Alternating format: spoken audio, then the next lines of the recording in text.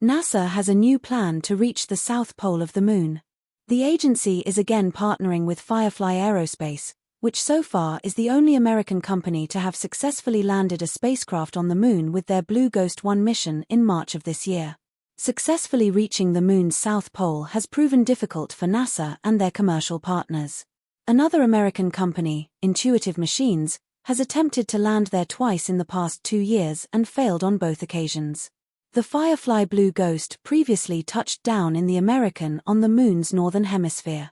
A relatively easy task compared to the rugged terrain and deep shadows of the South Pole. But NASA clearly believes that they are up for the task and they are trusting Firefly with at least 2 high-value payloads for this trip. Blue Ghost will carry a pair of new lunar rovers to the South Pole. One is called Moon Ranger. It's being developed by NASA's MS Research Center in collaboration with Carnegie Mellon University. Moon Ranger is about the size of a carry-on suitcase, and it is designed to autonomously explore the lunar South Pole in search of water ice.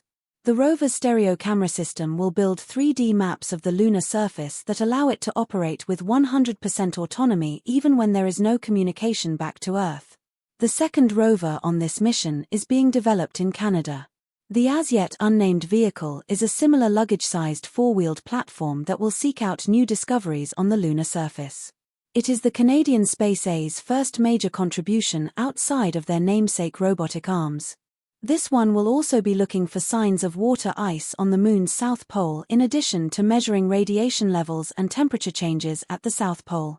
What's cool about the Canadian rover is that it uses solar power, but also has a big enough battery to dive deep into permanently shadowed craters on the Moon and operate in total darkness for up to an hour. These are the locations where we are most likely to find large deposits of water. This also means that unlike most rovers, this one should be able to survive the 14 days of night and reactivate for another lunar day of exploration. The Firefly Blue Ghost itself will carry 3 scientific instruments. One is the Laser Ionotation Mass Spectrometer. It's going to use a robotic arm and a scoop to collect a sample of regolith material and then blasts it with a laser to break the material down and get a super detailed look at its composition down to the atoms and isotopes. Just like previous American lunar landers, Blue Ghost will be equipped with NASA's stereo cameras for Lunar Plume Surface Studies instrument, part of their ongoing study into how spacecraft interact with the light dusty regolith that covers the surface of the Moon.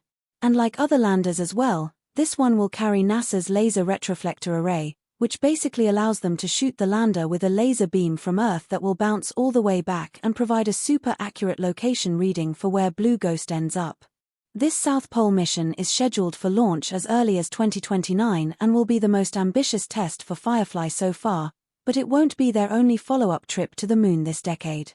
Even before the success of Blue Ghost 1, NASA had already selected them for more of their commercial lunar payloads. The next mission is set to launch next year and will send Blue Ghost to the far side of the Moon, also often referred to as the dark side of the Moon. Now, it's not actually dark. It's just not visible from our perspective on Earth, but it's still very different from our familiar near side. Blue Ghost 2 will deliver a European communications satellite called Lunar Pathfinder into orbit around the Moon before heading down to the far side region. Once there, it's going to deploy a payload called the Lunar Surface Electromagnetics Experiment Night. This is going to perform radio astronomy using the Moon as a shield to block out radio interference from the Earth and get a clear observation of the early universe. And then for Blue Ghost 3 in 2028, Firefly will visit a mysterious region of the Moon's northern hemisphere known as the Grathand Domes, a geological formation that has puzzled observers for decades. Most of the Moon's geology appears to have been formed by thin basaltic lava. It flows over the surface like oil and doesn't tend to leave behind any clear defined features. But these domes appear to have been formed by a thick silicate lava that flows more like peanut butter and hardens into dense granite-like rock. The mystery here is that silicate lava only exists on Earth in places where you have a collision of tectonic plates in the presence of water. The Moon doesn't have tectonic plates or liquid water. So these domes really shouldn't exist according to what we know, which means there's probably a known unknown at play. So that's what the Blue Ghost 3 is going to try and figure out. To do that, the lander will be equipped with 6 scientific instruments, some of which will be attached to a lunar rover and a yet unnamed industry provider. Now, we're not sure who that will be, but we do have this very interesting new rover design that was just released as a partnership between the American companies Interune and Astrolab. It's designed to locate and collect a rare element on the Moon known as helium-3, which has potential as a fuel source for nuclear fusion that could provide the Earth with unlimited energy. The vehicle is based on Astrolab's Flex rover platform, which will tow along the resource harvesting device being developed by Interlume. Before they jump straight into mining the Moon for nuclear fuel, the two companies will launch a test rover as soon as the end of this year that will be carried to the surface by the Astrobotic Griffin lander, which is scheduled for launch in November on a Falcon Heavy rocket.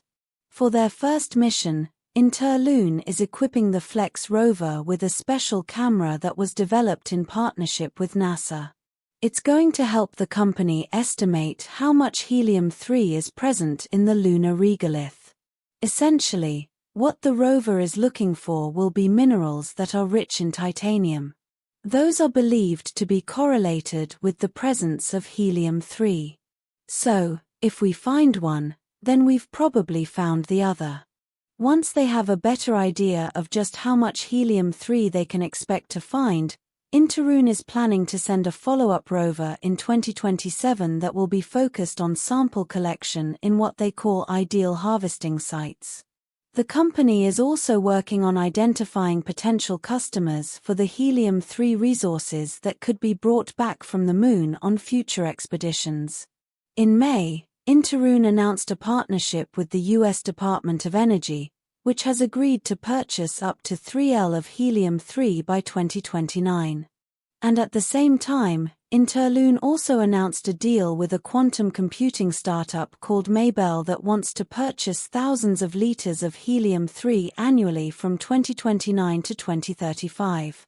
That demonstrates some of the use cases for helium-3 outside of just nuclear fusion. Demand is growing for quantum computers, national security, and medical imaging as well. And while there is some helium-3 that could be extracted from the Earth, the only way to meet projected demand in the future will be from the Moon. As of right now, Interlo is still a very small startup with a staff of about 25 people. But they are positioning themselves to become the first US-based commercial mining operation on the Moon. And they are not stopping at just helium-3. Interlume wants to harvest industrial metals, rare earth elements, and water to support a long-term human presence on the Moon. How exactly they are going to do that is still unclear. The company says that they have a patent-pending technology that allows them to deploy smaller and lighter technology to the lunar surface that requires 10 times less power than the other systems to operate.